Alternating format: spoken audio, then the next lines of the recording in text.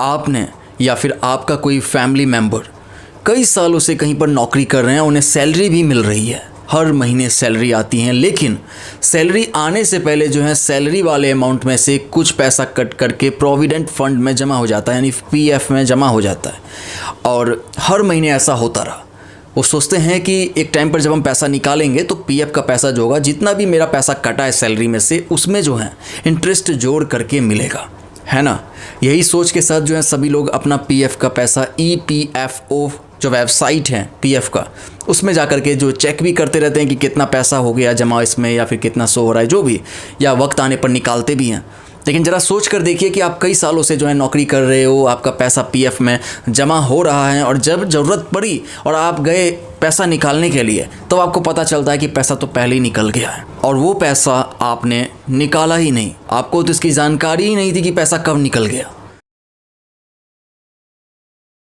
ऐसा ही स्कैम हो रहा है। बेसिकली दो तरीके से जो है स्कैमर्स अभी लोगों के साथ स्कैम कर रहे हैं ईपीएफओ के नाम पर, और ये अवेयरनेस की वीडियो में मैं आपको इसी बारे में जानकारी दे रहा हूँ। ज़रा ध्यान से सुन लीजिए और समझ लीजिए। ईपीएफओ पर केवाईसी के नाम से जो है लोगों के पास फेक कॉल्स आ रही है, और ये कॉल्स जो है स्कैमर्स कर रहे हैं। स्कैमर्स कहता है कि ईपीएफओ में आपका इतना पैसा है, अगर आप इसे निकालना चाहते हो तो इतना इतना अमाउंट मिल सकता है, इस तरीके से भी।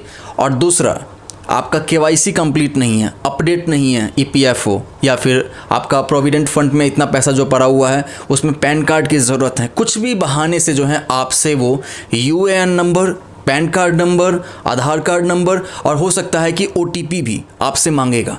उसको शेयर मत करना, अदरवाइज़ ये स्कैम हो सकता है। स्कैमर्स जो है इन चीज़ों को लेकर के UAN number, Aadhaar card, pan card और ओटीपी जो आता है वो, ये सब चीज़ों के ज़रिए जो है या तो ईपीएफओ वेबसाइट से उस विक्टिम का पैसा जो है किसी अनदर अकाउंट में अपने ट्रांसफ़र करके निकाल ले रहा है, या फिर दूसरा कंडीशन में वो ये चीज़ कर रहा है, जैसे ये डिटेल्स को ले लेता है विक्टिम से, उसके बाद ईपीएफओ की वेबसाइट पर जाकर के जो है वहाँ पर पीएफ नंबर इसके पास ऑलरेडी रहता है, यूएएन नंबर, उसके ज़रिए जो है ये वहाँ पर अपडेट कर देता है, मेंशन कर देता है कि इसने इस कंपनी में ज्वाइन किया और इस कंपनी में आज ज्वाइन किया और शाम में ही जो है इसको इस कंपनी से एग्जिट हो गया, मतलब कंपनी इसने छोड़ दिया। उसका रीज़न लिख देता है कि इसको मेडिकल प्रॉब्लम कुछ हुई जिसकी वजह से ये, समझ जाइए, ऐसा कुछ हो गया।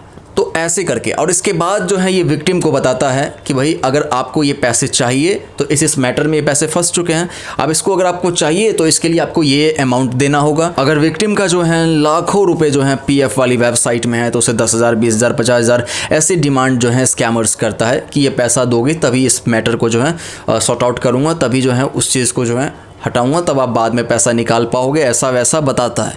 हकीकत में तो ये सिर्फ स्कैम चल रहा होता है। यहाँ पर मैं आपको यही कहना चाहता हूँ, अगर ऐसा कोई भी स्कैम आपके साथ हो चुका है तो दो काम आपको जल्दी से करना है। सबसे पहले पीएफ ऑफिस जाइए और वहाँ पर जाकर के इसकी शिकायत कीजिए। दूसरा, 1930 नंबर को डायल करके साइबर पुलिस से भी जो है आपको हेल्प लेनी चाहिए। और इस बात को हमेशा याद रखिएगा कि कभी भी कोई ओटीपी हो या फिर आपका आधार कार्ड, आपका पैन कार्ड, आपको जो है किसी भी पर्सन को शेयर नहीं करना चाहिए, चाहे वो खुद को ईपीएफओ का ऑफिसर ही बता रहा हो।